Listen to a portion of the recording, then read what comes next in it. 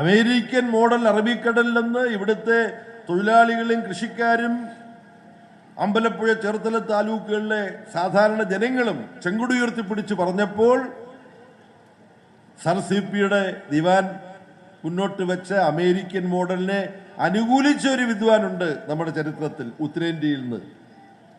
ആ ആളിന്റെ പേരാണ് സവർക്കർ. ചരിത്രത്തെ വളച്ചൊടിച്ചുകൊണ്ട് വീര സവർക്കർ എന്നൊക്കെയുള്ള അസംബന്ധം പുള്ളിയെ കുറിച്ച് പറയുന്നുണ്ട്. ബ്രിട്ടീഷ് സാമ്രാജ്യത്വത്തിന് ആവർത്തിച്ച് ആൻഡമാൻ ജയിലിൽ കിടന്നുകൊണ്ട് ആവർത്തിച്ച് മാപ്പപേക്ഷ കൊടുത്ത നാണമില്ലാത്ത ആളെയാണ് വീര സവർക്കർ എന്ന് അവർ വിശേഷിപ്പിക്കുന്നത്. ഇതൊക്കെ നമുക്കറിയാം.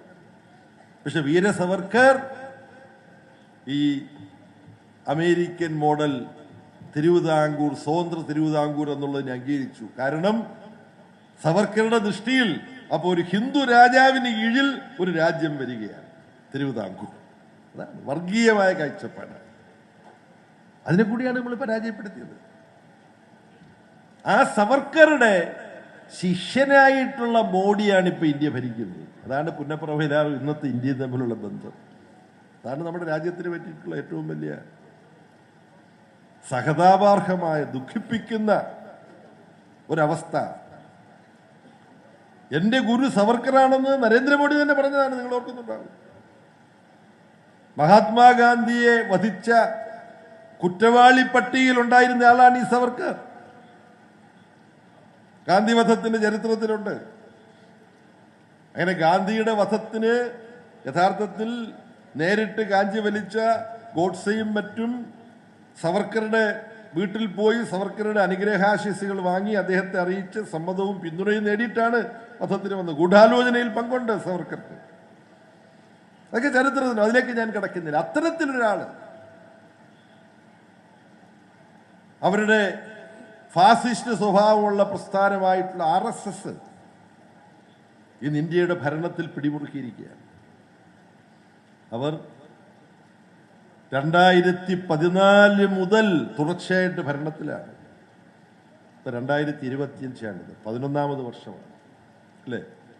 കണക്കിന് ഞാൻ കുറച്ച് മോശമായതുകൊണ്ട് പറഞ്ഞ് തെറ്റിയാൽ ആരെങ്കിലും തിരുത്തൽ. അതിനു മുമ്പ് വാജ്പേയി 1999 മുതൽ 2004 വരെ 5 വർഷം കൂട്ടുകക്ഷി ഗവൺമെന്റായി. 2014 നരേന്ദ്രമോദി BJPക്ക് തന്നെ ഒറ്റയ്ക്ക് ഭൂരിപക്ഷം നേടിക്കൊണ്ടാണ് ഭരണത്തിൽ വന്നത്. കൂട്ട് ഭരണമായിരുന്നു അപ്പോഴും ഉണ്ടായിരുന്നത്. 2019 ആവർത്തിച്ചു. പക്ഷെ ഇപ്പോഴുള്ള സ്ഥിതിവിശേഷം പുന്നപ്ര വയലാറിന്റെ 79ാം വാർഷികം നമ്മൾ ആചരിക്കാൻ തുടങ്ങുന്ന ഈ ഘട്ടത്തിൽ ഫാസിസ്റ്റ് RSSന്റെ നിയന്ത്രണത്തിലുള്ള BJPയുടെ ജനസ്വാധീനത്തിൽ ഇടിവുണ്ടായിരിക്കുന്നു. 2024 നടന്ന ലോക്സഭാ തെരഞ്ഞെടുപ്പിൽ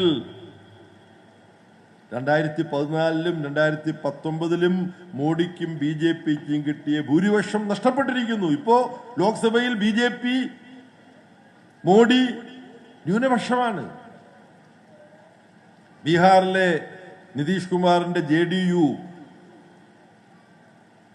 ആന്ധ്രയിലെ ചന്ദ്രബാബു നായിഡുവിന്റെ തെലുഗുദേശം പാർട്ടി, മുഖ്യമായും ഈ രണ്ട് പ്രാദേശിക പാർട്ടികൾ നൽകുന്ന MPമാരുടെ പിന്തുണയിലാണ് ലോക്സഭയിൽ നരേന്ദ്രമോദിക്ക് ഇപ്പോൾ ഭൂരിപക്ഷമുള്ളത്, BJPക്ക് ഇപ്പോൾ ഭൂരിപക്ഷമുള്ളത്.